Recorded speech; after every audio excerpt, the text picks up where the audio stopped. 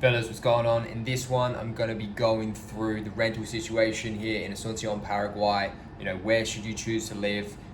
Should you get an Airbnb or should you get a contract lease and stay somewhere more long term? Now, I've been here for 3 years. I've mainly been hopping around in Airbnbs.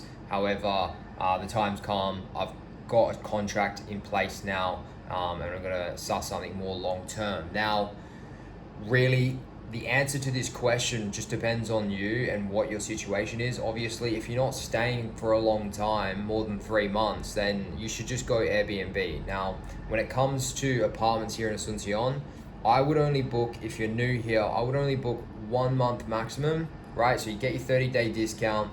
And what I would do is I would book it in as close to Shopping del Sol as possible.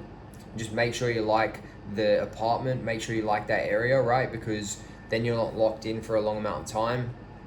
If you don't like something about it, within that 30 days you can explore other things, explore other Airbnbs, and even just figure out what location you want to be in. Maybe you're near a construction site that's super noisy, so you want to be fucking wary of these things because there's buildings going up every fucking second day.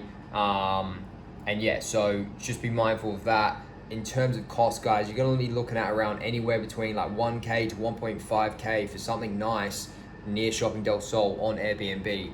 And this is just your best option, right? Obviously, the further you go out, the shitter Airbnb you get, of course, you're going to drop those prices down. But that's just the reality of the situation there. Now, when it comes to getting contracts here in Asuncion, Paraguay, obviously they want they want you to sign an agreement, whether it's 3 months, 6 months, 12 months. And so obviously going this method is not smart or doesn't make any sense unless you're planning on staying longer. So the good news is that you can get shorter term contracts with some people, right? Usually they want 6 months minimum with the big companies and whatnot, and just your normal average real estate agent. But if you have the right connections or you negotiate, sometimes you can get 3 months with some cool dudes out here that have apartments. That's what's happened with me, that's what's happened with my friends. So it can be done. The way you can do this is obviously connections, or what you can do is just talk to your Airbnb host privately, see if you can sort out a private deal with him. Otherwise, go through real estate agents and set out something there. Now, in terms of prices for this, guys, like now you're looking more towards your 600 to 1K, right? So the price does drop quite a bit because you're leasing, and obviously staying more long term. Now, I'm not sure exactly what I'm going to do. I'm going to go suss out this place for 3 months, see how I feel. Ideally, I don't like signing up to contracts. I like flexibility, I like movability, and it kind of pisses me off locking in, because if I want to leave, I can leave, right? But if I have that, I can't. But in saying that, like, Asuncion is my base. It's the place I'm mainly at. So I'm honestly thinking about just getting a 12-month contract, paying it even if I'm not here. I have a place to store my things. I have a proper office set up. There's no dramas. I'm not sharing an apartment, these types of things, right? So that's kind of where my head's at as well. I'm thinking about doing that. I'll let you guys know when it comes to that moment, and if I go ahead and do that. Hopefully the price is cheaper for a contract that large, and yeah, we'll see what happens. The other thing you need to consider as well, guys, if you do have the residency, you are setting up your tax options.